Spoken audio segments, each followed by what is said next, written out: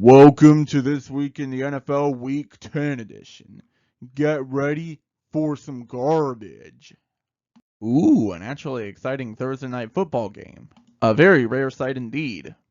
In this game, Lamar Jackson finds himself down 14 points, which somehow is his largest deficit in 3 years. Small work for one of the league's top quarterbacks not named Patrick Mahomes, mostly due to the Bengals' defense being trash.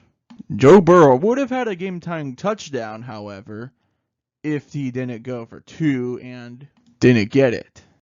I mean, I get going for it in that situation, but ouch. Why did we have to make the Germans suffer through this game? Is this an extra punishment for World War II? Well, congratulations, Germans. You get one of the uglier games I've ever seen in my life. The Panthers are now suddenly 2-0 after I called them a free win 2 weeks ago. Did I ignite a fire in their belly somehow? Someone tell Coach Riz, I'm gonna have to get used to that nickname, for this season at least, that we're not supposed to win. We were supposed to be crap for Cam, and instead, we're good for mediocrity. Go figure, they finally fired Dennis Allen, and now all of a sudden they start to play competent football. Sounds like a pattern to me. Jeez, the Buccaneers just had to play the Chiefs, and now they have to play the 49ers? This is hardly fair anymore. First the Super Bowl winners, now the Super Bowl runner-ups. I mean, hey, congratulations for at least putting up a decent fight in both games, but it's kind of like Mike Tyson did against Jake Paul. If you just stand there and take the punches, do people really congratulate you? Silly Coloradian fools, you really think you can take on the might of the Kansas City Empire? You are foolish. Think we can pull you an upset in Western Missouri? Well, your crumbling special teams line says think again. There's something you must know about us, fearless Broncos. We are inevitable. In all seriousness, it sucks that you lost this game, but if anything, it shows you have a good future in store. You'll be back. I think Joe Flacco ran out of magic in his bag. While Josh Allen was certainly less than ideal, for sure, Joe Flacco threw 3 interceptions, one of which was returned for a pick 6.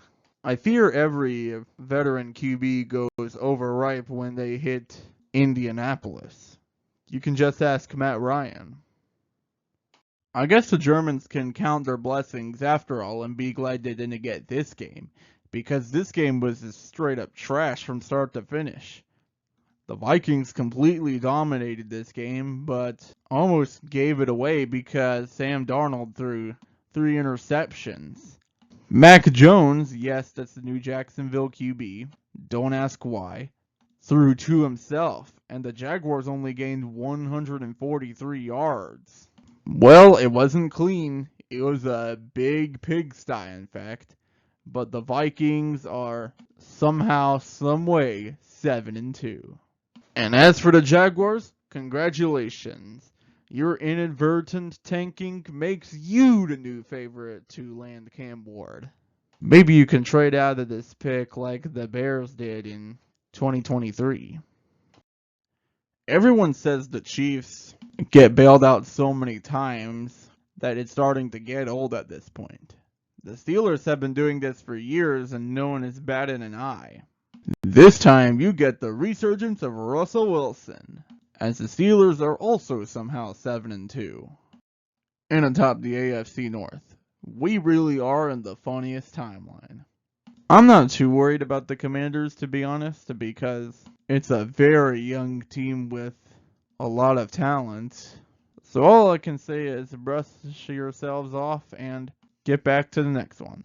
Although you did just lose in Thursday Night Football, so sorry.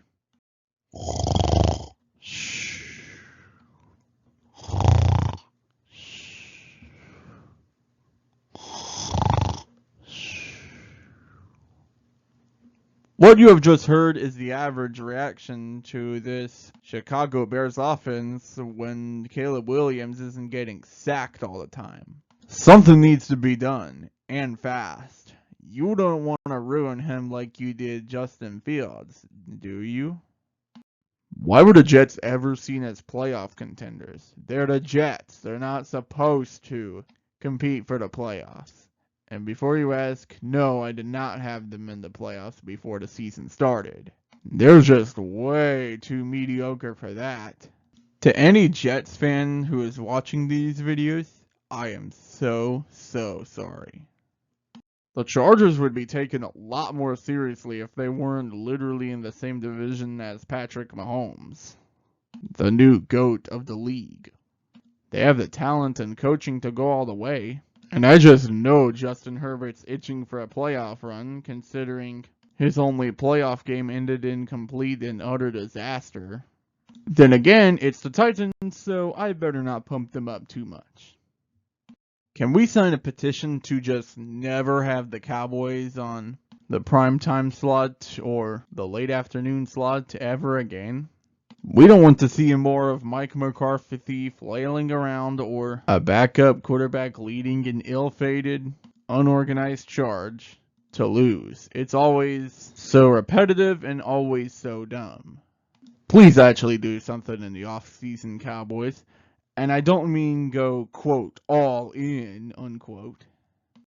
How did that even happen? You made the best team in the NFC look extremely weak for a half. You were in cruise control for the entire half. Jared Goff looked slow and washed and uninspired. You had a 23-7 lead at halftime. This is when I would like to remind everyone that the Texans are still a developing squad and are not true contenders yet. Lions, I don't know how you pulled off that comeback, but I recommend you to not do that again. We want you to beat the Chiefs come February, and we need to be seeing you play at your absolute best so we can have some false hope about you. Looks like someone's back. Tua Tagovailoa made his grand return to the Dolphins roster and beat the Rams on the road 23-15. Even after receiving a bunch of concussions. Just goes to show, if you can show resilience, you can accomplish anything. Wait, what's that? What do you mean he's been back since the Cardinals game and I haven't mentioned this for a few weeks? Well, I guess I'll just find out how Tua came back so fast. Thanks for watching, guys. Be sure to like, subscribe, comment, share, ring the bell, and don't forget about John 3:16. And I'll see you next time. Seriously? 4 weeks? 4 weeks? Concussions take way longer to evaluate than 4 weeks. Deuteronomy chapter 31 verse 8.